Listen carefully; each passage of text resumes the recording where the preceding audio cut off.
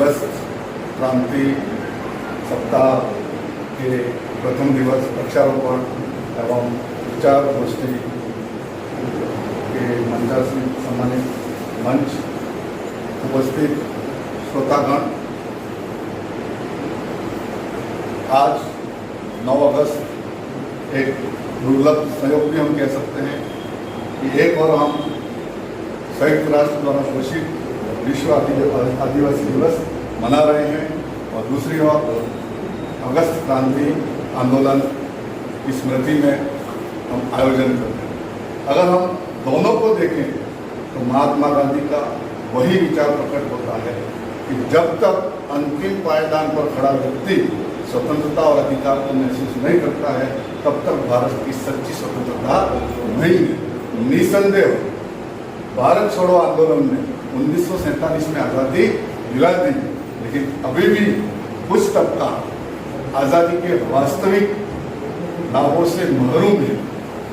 महात्मा गांधी के उसी सपने को साकार करने के लिए वर्तमान प्रशासन इसी को आगे बढ़ा रहा है जो महात्मा गांधी ने हमें दिया था। महात्मा गांधी का यही बात कि आप आज जो कर रहे हो वो सकता है महत्वहीन हो, लेकिन महत्व ये है कि आप कर रहे हो। यही विचार अगर 1942 में अगर हम अगस्त आंदोलन को देखें, उस समय का वैश्विक परिदृश्य और भारत का परिदृश्य देखें तो महात्मा गांधी को कहीं से भी उनके पक्ष में एक या दो व्यक्ति के अलावा तीसरा व्यक्ति नहीं खड़ा था। कांग्रेस नहीं चाहती थी आंदोलन हो, जनता नहीं चाहती थी आंदोलन हो, अंग्रेज सरकार नहीं चाहती थी आंदोलन हो, सिर्फ गांधी चाहते थे आंदोलन हो। और उन्होंने अपनी बात कही कि मैं जो कर रहा हूँ वो हो सकता है आज महत्वहीन हो, लेकिन भविष्य इसके महत्व को निर्धारित करेगा। और 1942 के महत्व को 1947 ने सिद्ध कर दिया। अगर मैं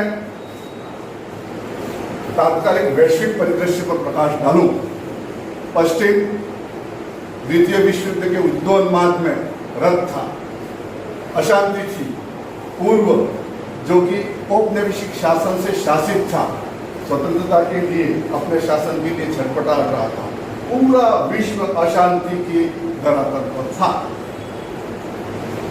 ऐसे समय में जब मित्र राष्ट्रों की हार हो रही थी, अमेरिका, रूस, चीन, फ्रांस, उनको डर था जापान जीत रहा है और जापान भारत की ओर बढ़ रहा है। जैसे ही वो भारत पर आक्रमण करेगा, भारतीय जनमानस का सहयोग अगर जापान को मिल गया तो हो सकता है हमारी हार निश्चित है।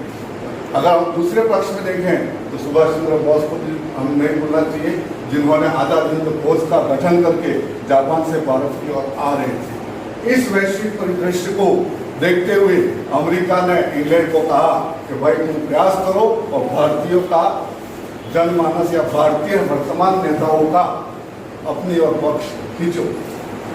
इंग्लैंड नहीं चाहता था, जैसा भट्ट जी ने बताया, खाने के दांत और दिखाने के दांत इंग्लैंड के दी रही, डिवाइड एंड रूल पॉलिसी रही। उन्होंने क्रिप्स मिशन को भेजा अमेरिका और रूस को बताने के लिए कि मैं प्रयास कर रहा हूँ, लेकिन वास्तव में वो चाहते नहीं थे। जब क्रिप्स मिशन भारत आया, आज़ादी देने की बात आई, तो उन्होंने कहा कि सुरक्षा भारत की हमारे पास रहेगी, यानी आर्मी और पुलिस हमारे पास रहेगी, वायसराय का वीटो अधिकार हमारे पास है। तो बात महात्मा गांधी ने वही की, फिर हमको मिला क्या, हम इस पोस्ट डेटेड चेक को स्वीकार नहीं करते हैं और हम आंदोलन करेंगे। मार्च में ये तय हो जाता है, जुलाई में वर्धा कांग्रेस कमेटी की बैठक में आंदोलन का निर्णय ले लिया जाता है। उसके बाद फिर भारतीय परिदृश्य शुरू होता है। नेहरू जी और कुछ बड़े कांग्रेस नेता आंदोलन लेते थे कि इस युद्ध के काल में इस आंदोलन को करना उचित नहीं है। साथ ही कम्युनिस्ट पार्टी, मुस्लिम महासभा, उन्होंने भी समर्थन देने से मना कर दिया। कुछ साथी थे, राम मनोहर लोहिया, जयप्रकाश नारायण, उन्होंने कहा हम समर्थन तो देंगे लेकिन भूमिगत देंगे, अंग्रेजों का हम पर दबाव। रहे कौन? महात्मा गांधी। उन्होंने तय कर दिया होगा होगा। 8 अगस्त की रात को दिन को उनका तय हो गया कि कल से 9 अगस्त 1942 से हमारा भारत छोड़ो आंदोलन शुरू होगा और इस भारत छोड़ो आंदोलन में मैं नारा दूंगा, करो या मरो, डू और डाई। या तो हमारे प्रयास से हम स्वतंत्रता लेंगे या प्रयास करते करते मर जाएंगे। इस नारे के साथ जब अंग्रेज सरकार को मालूम पड़ा, रात को 12 बजे 0 आवर्स में महात्मा गांधी को गिरफ्तार करके उन्हें आगा खान पैलेस में रख दिया। बड़े बड़े नेताओं को गिरफ्तार कर दिया। अब नेता ही नहीं रहे तो जनता क्या करेगी। लेकिन महात्मा गांधी का कुछ ऐसा प्रभाव था, कुछ ऐसा जादू था कि यह आंदोलन पहला नेतृत्व विहीन सफल आंदोलन है। अगर महात्मा गांधी के हम पूर्व के आंदोलन देखें तो नेतृत्व उनका था लेकिन असफल आंदोलन माने जाते थे। यह महात्मा गांधी का पहला नेतृत्व विहीन सफल आंदोलन है, तो निस्संदेह यह गांधी का जादू ही था। 9 अगस्त की सुबह अरुणा आसफ अली ने ऐतिहासिक ग्वालियर टैंक मैदान, जिसको वर्तमान में आजाद मैदान के नाम से, क्रांति मैदान के नाम से जानते हैं, तिरंगा गाड़ दिया और यह क्रांति का आगाज हो गया। और भारत छोड़ो आंदोलन नाम जो दिया था वो यूसुफ मेहर अली ने दिया था। महात्मा गांधी ने निसंदेह नारा दिया, डू और डाई। यह आंदोलन अगर हम देखें इसके प्रभाव को तो ये 3 या 4 चरणों में है। पहला अहिंसात्मक, उग्र हिंसात्मक और वापस अहिंसात्मक। शुरुआत में वही गांधी जी के पैटर्न पर आंदोलन शुरू हुआ, जुलूस, धरना, प्रदर्शन। बड़े बड़े नेता सब जेल में थे, जनता ने अपना काम शुरू रखा। अंग्रेजों ने दबाव बनाया, पुलिस प्रशासन का सहयोग लिया, जनता उग्र होती गई, आर्मी को बुला लिया, गोलीबारी हुई, 1000 से ज्यादा लोग घायल हुए। तो फिर जनता ने भी रूप धारण कर लिया कि गांधी जी ने कहा था करो या मरो। जनता ने सारी पब्लिक प्रॉपर्टी, उस समय के पुलिस थाने, उस समय के प्रशासनिक कार्यालय, रेलवे, तार, डाक, जहाँ जो भी था तोड़ फोड़ करना शुरू कर दिया। चार और अराजकता की स्थिति हो गई।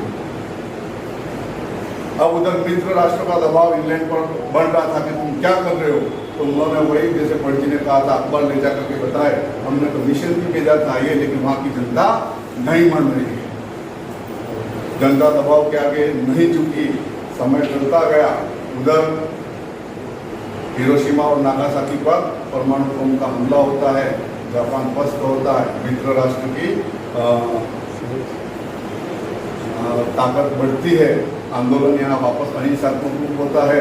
खा करके 2-3 साल बाद गांधी जी को छोड़ देते हैं।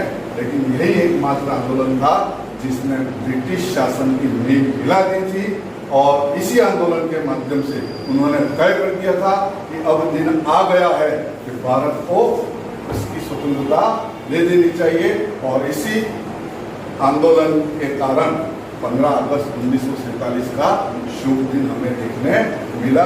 यूँ तो गांधी जी के जीवन में बहुत सारे आंदोलन, बहुत सारे कार्य, लेकिन इसी आंदोलन को सप्ताह के रूप में मनाना, इसकी याद करना, इसका महत्व इसीलिए है कि आपके मन में अगर कुछ है तो आप उसको आजमा लीजिए। आपके वर्तमान, चाहे आपका कितना ही विरोध हो रहा हो, चाहे आपके आगे पीछे कोई साथ मिले या नहीं मिले, आपका मन कह रहा है, आपका विल पावर कह रहा है कि मैं जो कर रहा हूँ वो सही है, तो करिए, भविष्य इसको सही साबित करेगा। इतना कह करके मैं आदरणीय सीपी साहब का आभार व्यक्त करता हूँ। इस पुनीत अवसर पर हम साथियों को अपने विचार व्यक्त करने का मौका मिला। जय हिंद, जय भारत।